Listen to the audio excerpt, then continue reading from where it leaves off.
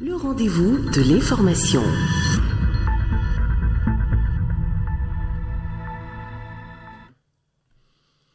Bienvenue sur l'hebdo de l'information sur Sam Web Radio. L'école béninoise s'est donc effectivement réveillée de plus de 2 lunes de vacances.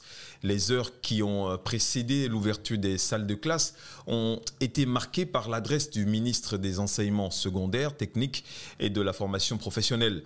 Le matinal témoigne des diligences de Yves Chabi-Kouaro au nom du gouvernement qui se félicite d'une prise de conscience effective et collective grâce aux efforts du chef de l'État de redorer le blason du système éducatif béninois. Conscients des imperfections à corriger, les parents d'élèves ont été invités à créer pour les apprenants les conditions d'un bien-être physique et mental. Le minimum d'outils pédagogiques devra être mis à disposition des élèves dont les enseignants ont été rappelés à leur responsabilité. Ils devront être pour les apprenants des modèles qui façonnent le citoyen de demain. Les citoyens sensibilisés par le ministre Chabi-Kouaro à la ponctualité, l'assiduité, l'obéissance, la curiosité et à la persévérance.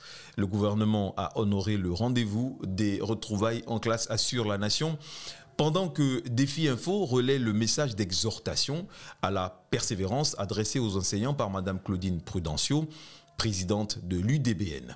Sur le chemin des classes, l'observateur a aperçu Mme Blanche Ronvou de la Dynamique pour un commun fraternel qui n'a pas manqué de faire la confidence de quelques clés pour réussir en classe. Ce sont la motivation, les bonnes résolutions et le don de soi. Cependant, c'est une rentrée à double vitesse, s'offusque Noël Chadaré, secrétaire général de la Confédération des organisations syndicales indépendantes du Bénin.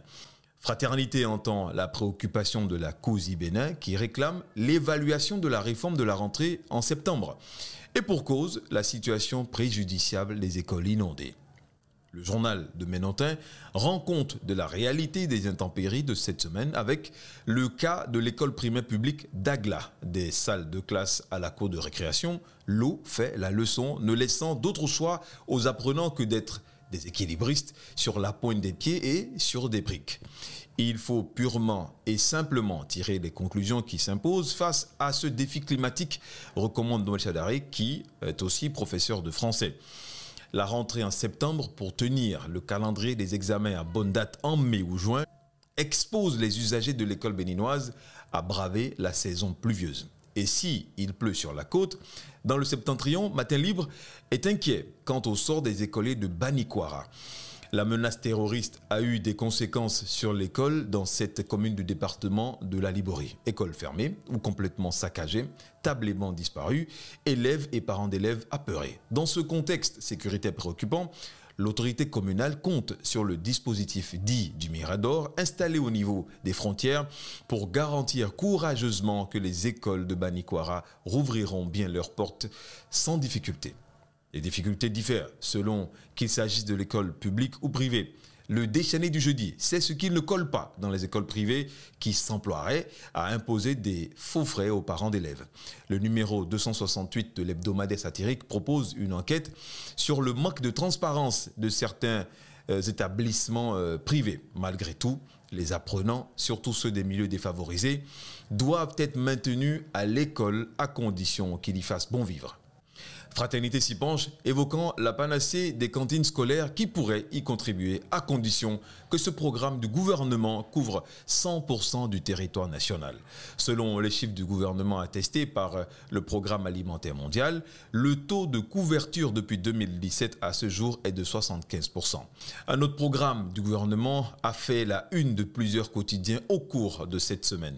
Les classes socio-éducatives en phase pilote dans 20 CEG à partir de cette année dans les classes de 6e à raison de 10 en milieu urbain et 10 en milieu rural et périurbain répartis dans les 12 départements du pays. L'initiative contribuera à terme à la réalisation de l'un des objectifs du Plan national de développement sur la période 2018-2025 visant l'avènement d'un capital humain sain, qualifié et compétitif. Seront dispensés des cours d'éducation familiale et sociale qui abordent divers domaines de la vie au nombre desquels le leadership, l'estime et l'affirmation de soi, la santé sexuelle et reproductive, la protection de l'environnement. Le Conseil des ministres l'a annoncé lors de sa séance de ce mercredi 20 septembre 2023. En bref, l'ancien siège du Parlement est en cours de démolition. En lieu et place du musée dit de la corruption, situé à l'entrée de la ville de Porto-Novo, il sera érigé un parc urbain doté d'une arène culturelle. Le ministre d'État en charge du développement durable et de la coordination de l'action gouvernementale, Abdoulaye Biotchane, a conduit une délégation béninoise à New York dans le cadre du 2e sommet des chefs d'État et de gouvernement sur les objectifs du développement durable. C'était au siège des Nations Unies les 18 et 19 septembre 2023. La Banque mondiale a approuvé vendredi 15 septembre 2023 un financement de 230 millions de dollars de l'Association internationale de développement IDEA en faveur de la République du Bénin pour aider le gouvernement du président Talon à renforcer la croissance tirée par le secteur privé, stimuler la collecte des recettes nationales et renforcer la résilience sociale et climatique.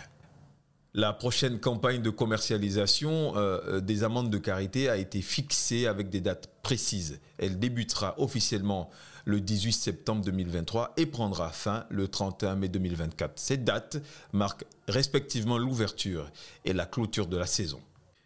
Kutumaku, territoire frontalier au Togo et qui se distingue par son architecture traditionnelle composée de Tata Somba, a été labellisé par l'UNESCO. C'est à la faveur de la 45e session de l'institution tenue du 10 au 25 septembre dernier à Riyad, en Arabie Saoudite. C'était donc l'hebdo de Sam Web Radio. Merci de nous avoir suivis. À bientôt. Sam Radio, le rendez-vous de l'information.